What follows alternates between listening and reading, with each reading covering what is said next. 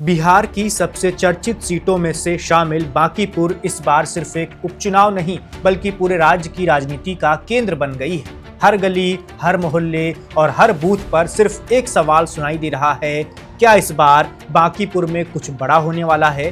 क्या बीजेपी का वर्षों पुराना मजबूत गढ़ पहले जैसा रहेगा या जनता का मूड किसी नए राजनीतिक संदेश की ओर इशारा कर रहा है? यही वजह है कि मतदान के बीच सामने आ रही ग्राउंड फीडबैक ने पूरे बिहार की राजनीति का तापमान बढ़ा दिया है। बांकीपुर विधानसभा सीट लंबे वक्त से भारतीय जनता पार्टी का मजबूत गढ़ मानी जाती रही है। इस सीट से नितिन नवीन लगातार 5 बार चुनाव जीत चुके हैं। साल 2006 के उपचुनाव में उन्होंने पहली बार जीत हासिल की थी। उस समय इस सीट का नाम पटना पश्चिमी सीट था। इसके बाद हर चुनाव में बीजेपी यहां मजबूत स्थिति में दिखाई दी, लेकिन इस बार मुकाबले की तस्वीर पहले जैसी आसान नजर नहीं आ रही है। राजनीतिक गलियारों में चर्चा है कि इस बार चुनाव का माहौल अलग है और जनता का मूड भी बदला हुआ दिखाई दे रहा है। इस उपचुनाव में भाजपा की ओर से नीरज सिन्हा मैदान में हैं। दूसरी तरफ जनसुराज के संस्थापक प्रशांत किशोर खुद चुनाव लड़ रहे हैं। राष्ट्रीय जनता दल ने रेखा गुप्ता को उम्मीदवार बनाया है। यही वजह है कि यह मुकाबला त्रिकोणीय बन गया है और हर दल अपनी जीत का दावा कर रहे हैं। सबसे ज्यादा चर्चा प्रशांत किशोर की चुनावी रणनीति और युवाओं के बीच उनके अभियान को लेकर हो रही है। मतदान के दौरान सामने आए फीडबैक में कई युवा मतदाताओं ने कहा कि उन्होंने इस बार बदलाव की सोच के साथ वोट दिया है। हालांकि ये सिर्फ कुछ मतदाताओं की राय है और इससे पूरे चुनाव का नतीजा तय नहीं माना जा सकता है। अंतिम फैसला सभी मतदाताओं के वोट और मतगणना के बाद ही सामने आएगा।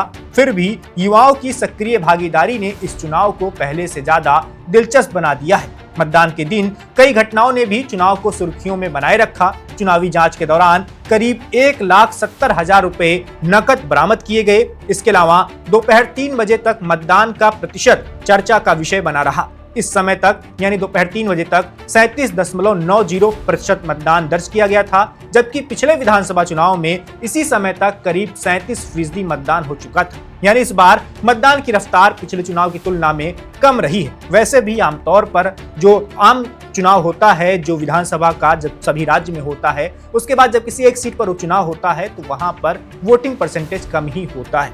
आनंदपुर इलाके में मतदान के दौरान जनसुराज और भाजपा समर्थकों के बीच तनाव की स्थिति बन गई। मौके पर मौजूद प्रशांत किशोर ने लोगों से शांति बनाए रखने की अपील की, जिसके बाद माहौल सामान्य हुआ। इसके अलावा किदवईपुर इलाके में भी दोनों दलों के समर्थकों के बीच धक्का मुक्की की खबर सामने आई। जनसुराज के कार्यकर्ताओं ने आरोप लगाया कि कुछ लोगों द्वारा मतदाताओं को प्रभावित करने की कोशिश की जा रही है। वहीं पीएनटी कॉलोनी में भी जनसुराज समर्थकों ने विरोध जताते हुए पुलिस से कार्रवाई की मांग की। यानी उपचुनाव की वोटिंग के दौरान काफी हंगामा देखने को मिला विधानसभा क्षेत्र के कई इलाकों में। प्रशांत किशोर ने आरोप लगाया कि उनके कार्यकर्ताओं और पोलिंग एजेंटों को परेशान किया जा रहा है। उनका कहना है कि हेल्प डेस्क हटाए जा रहे हैं और मतदाताओं को डराने की कोशिश की जा रही है। दूसरी ओर भाजपा ने भी जनसुराज पर फर्जी मतदान की कोशिशों का आरोप लगाया है। भाजपा के राज्य महासचिव नितिन अभिषेक ने रिटर्निंग ऑफिसर को पत्र लिखकर मतदाताओं के सत्यापन को और सख्ती से लागू करने की मांग की है। इन आरोपों पर संबंधित अधिकारियों की प्रक्रिया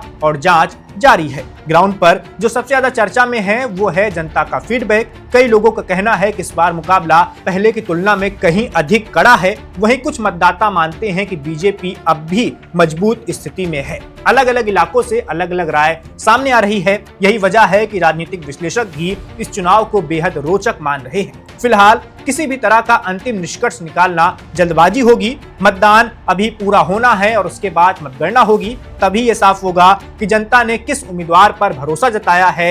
ये कहना कि बीजेपी हार रही है या प्रशांत किशोर की जीत तय हो गई है, अभी थोड़ी जल्दबाजी होगी। 3 अगस्त को जब चुनावी परिणाम घोषित होंगे तभी पता चल पाएगा कि बीजेपी अपना सबसे मजबूत गढ़ बचा पाई या फिर प्रशांत किशोर अपना पहला चुनाव जीत गए। Subscribe to One India and never miss an update. Download the One India app now.